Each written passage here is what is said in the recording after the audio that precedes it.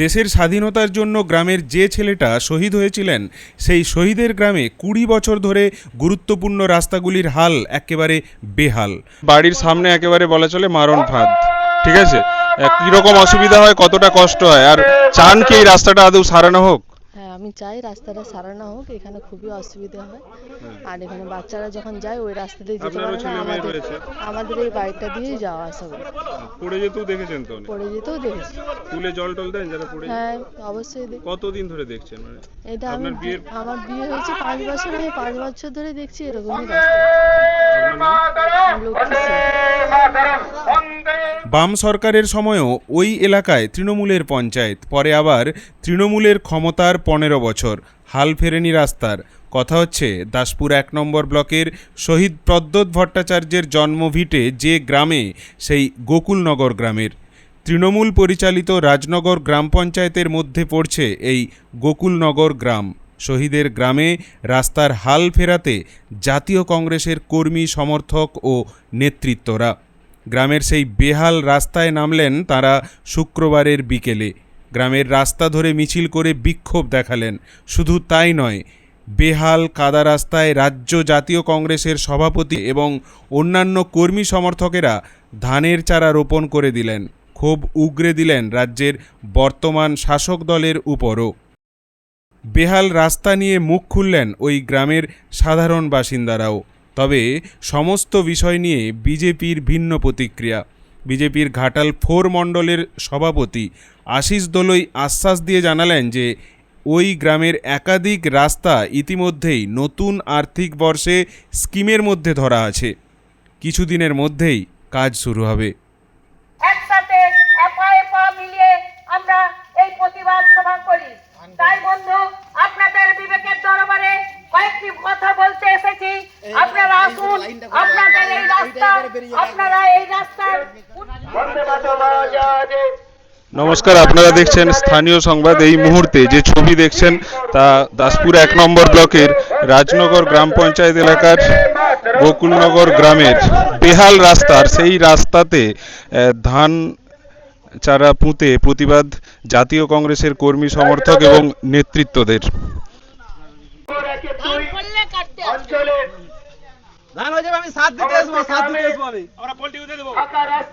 রাস্তার মধ্যে কেন ধান পুঁতছে? এখানে বেহাল রাস্তার জন্য আমরা সব রুইছি এখানে। কি এই রাস্তা আমাদের ঠিক করে দিতে হবে, এটাই আমাদের প্রতিবাদ। আজকে 15 বছর ধরে রাস্তাটা খারাপ, 15 বছর ধরে আমরা সবাইকে বলে বলে আমরা হয়ে গেছি। এই জন্য আমাদের প্রধান নামতে হচ্ছে। আমরা আজকে কতদিন ধরে বলছি যে রাস্তার জন্য, এটা মেন রাস্তা। ভারতীয় জাতীয় কংগ্রেস রাস্তায় নেমেছে, পথ অবরোধ করছে। কারণ এইখানে এই রাস্তার যে পরিস্থিতি, ছোট বাচ্চারা স্কুল কলেজ যেতে পারছে না, এমনকি বড়রা মোটরসাইকেল নিয়ে যাচ্ছে, যাবার পথে এখনো অ্যাক্সিডেন্ট হয়ে গৌড়ার হসপিটালে ভর্তি আছে। আজ 15 বছর ধরে রাস্তার এই বেহাল অবস্থা। এক চোরকে তাড়িয়ে ডাকাতেরও সেই অবস্থা। তাই মেন রাস্তাটির সংস্কার যতদিন না হয়, আমরা প্রধানকে, পঞ্চায়েত প্রধানকে জানাচ্ছি এবং অবরোধ করছি। আজকে করলাম, এরপরে আমরা বৃহত্তর আন্দোলনের দিকে যাব। আমার নাম ডলি রায়, কংগ্রেস সেবা দলের রাজ্যের মহিলা প্রেসিডেন্ট। এই গোকুলনগর একটা ঐতিহ্য আছে, গোকুলনগরের একটা ঐতিহ্য আছে। এই গোকুলনগরে শহীদ প্রদ্যোৎ ভট্টাচার্যের এইটা জন্মস্থান এবং কর্মস্থান, এবং এই রাস্তা তার স্মৃতির উদ্দেশ্যে রাস্তা। এই রাস্তাটি আজ অব্দি সংস্কার হয়নি। তাই আমরা ভারতীয় জাতীয় কংগ্রেস রাস্তায় নেমে পথ অবরোধ করছি এবং বিক্ষোভ সমাবেশ করছি এবং রাস্তায় ধান রুয়ে আমরা প্রতিবাদ জানাচ্ছি।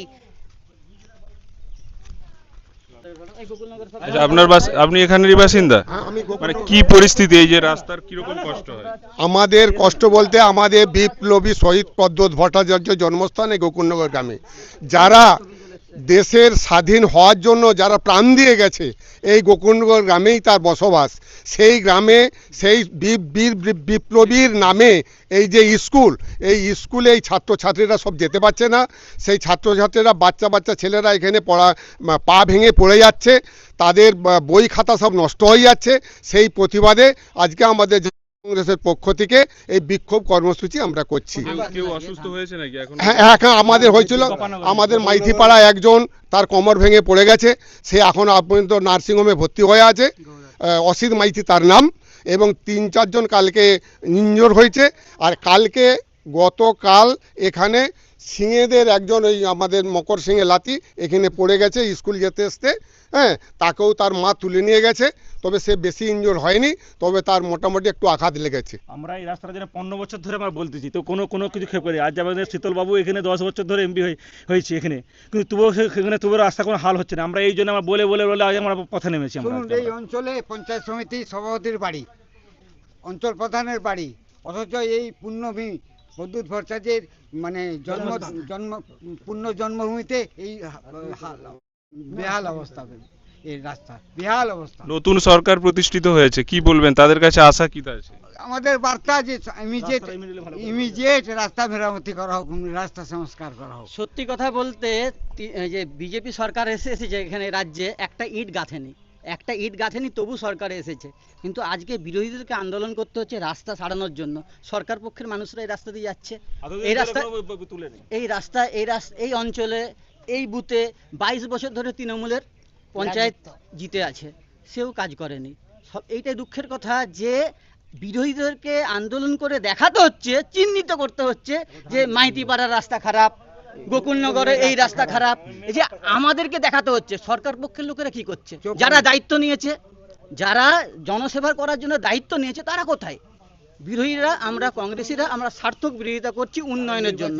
এখানে রাজনীতি নয়, এখানে আমরা চাইছি উন্নয়ন। সেই উন্নয়নের জন্য দেখুন কত কংগ্রেসীরা, আপনি লক্ষ্য করে দেখুন কত কংগ্রেসীরা আজ পথে নেমেছি শুধু মানুষের উন্নয়নের জন্য। এবং বিজেপি সরকারের মুখোশ খুলে দিতে, তাদেরকে একটা দাবি জানাতে যে রাস্তার উন্নয়ন প্রয়োজন, প্রথমে রাস্তার উন্নয়নের প্রয়োজন, পরে ধর্ম নিয়ে রাজনীতি হবে, আগে উন্নয়ন করুন। আপনাদের এই যে রাস্তা একেবারে বেহাল দেখা যাচ্ছে, কি বলবেন, কতটা কষ্ট হয়? প্রচুরই কষ্ট হচ্ছে, যা আসার অসুবিধা প্রচুরই হচ্ছে। হঠাৎ কেউ অসুস্থ হয়ে গেলে কিভাবে পৌঁছাবে? যেতেই পারবে না, এরকম কি করে যাবে? যেতেই পারবে না। পড়াশোনা, স্কুল, কলেজ, হ্যাঁ, সবই অসুবিধা হচ্ছে, যাওয়া আসা, রাত বিতে যাওয়া অসুবিধা হচ্ছে। গোকুলনগর কতদিন ধরে এরকম বেহাল অবস্থা? এইটা রাস্তাটা কমসে কম 8-10 বছর এরকমই হয়ে যাচ্ছে। আপনারা আপনাদের পঞ্চায়েতকে বলেননি? বলেছি, বলছে হবে এই কথাই বলছে। রাজনৈতিক দলের তরফে, জাতীয় কংগ্রেসের তরফে একটা বিক্ষোভ মিছিল হচ্ছে, কি বলবেন? না, এটা তো ভালো হলে ভালো তো। আপনার নাম? আমার নাম ঝন্ডা চক্রবর্তী, গ্রাম গোকুলনগর।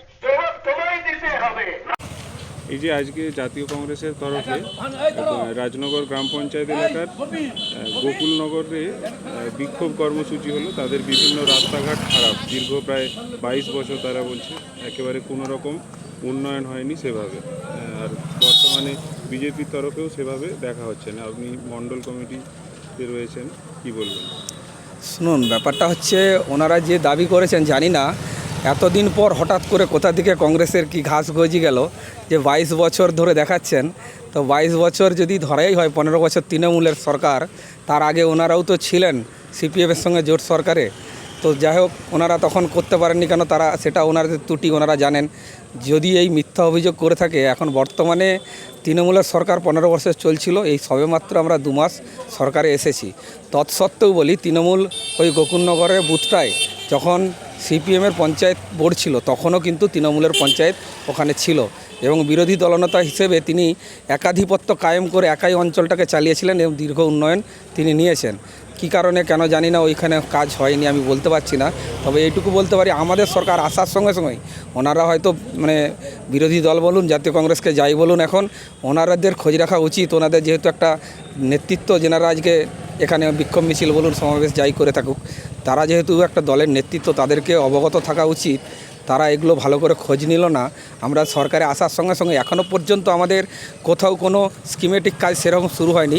তৃণমূলের বোর্ড থাকাকালীন যে 15 ফিনান্সের কাজগুলো ছিল, সেগুলোই চালু আছে। আমাদের সরকারে আসার পর আমরা 16 ফিনান্স এবং সবথেকে বড় যেটা কেন্দ্রের ভীমজি রামজি যেটা আমাদের এনার্জি নামে পরিচিত ছিল এতদিন, সেই স্কিমে আনলিমিটেড পয়সা দিয়ে স্কিম করা যায়।